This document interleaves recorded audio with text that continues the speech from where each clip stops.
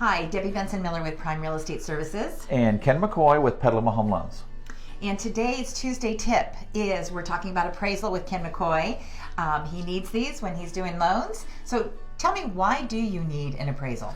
Well, an appraisal is required by the lender in order to make sure the value is there for someone, since they're going to be lending money based on the value of the property. Sure. So it's important for the lender to know what's that property worth currently in the market, in the condition that it's in. Sure. So how exactly does an appraiser come up with the value? Well, and that's a really good question, because people think that he just looks and see what other properties are and comes up with a value. But in reality, they have to take your property, look at other properties similar, so square footage, room count, lot size, and so forth, that have sold within the last typically 6 months in a 1 mile radius to your house. That's tough. So it can be tough. And so they're doing that, and then they're making the adjustments. So if one house doesn't have an updated kitchen where one does, then they're making value adjustments for those.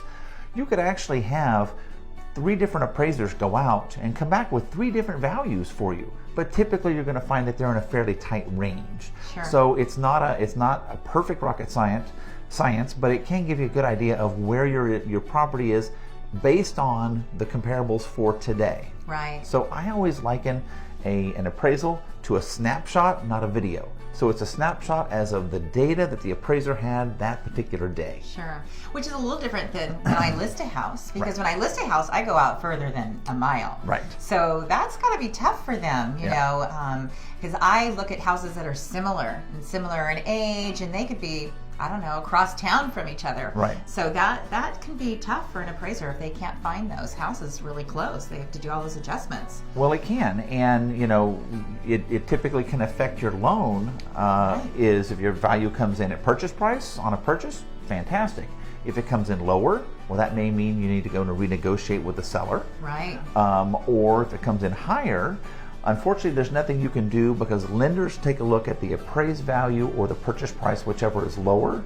But it gives you peace of mind knowing that you're purchasing a piece of property that currently is higher in value than what you're purchasing it for. Right. So you kind of gain some equity. You do gain some equity, yeah. But again, it's just a snapshot of today. Right. So, right. But exactly. that's a little bit of crux as to how the appraisers work and how they come up with those values. Right. Well, I know that there have been times when our market has gone really high, and we're holding our breath that we can get the appraised value that we're in the contract with. Right. So, and then on the other side, we hold our breath as a seller, making sure that they're hoping they can get the highest price too. So it can be a real interesting thing when it doesn't appraise. Well, and because appraisers have to go based on the actual close of escrow price, you typically will have lagging data.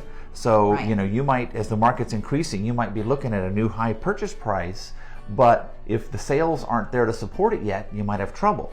On the flip side, even after the values have dropped, they may still show higher values, at least for a while, until those new sales start clicking in. Right. So the key is sold. Yep. The key is sold. Yep. So, all right, Ken. Well, thanks for telling us a little more about appraisals today. Yep. Hope that helps you for today's Tuesday tip, and we will see you next week. See you then. Bye-bye.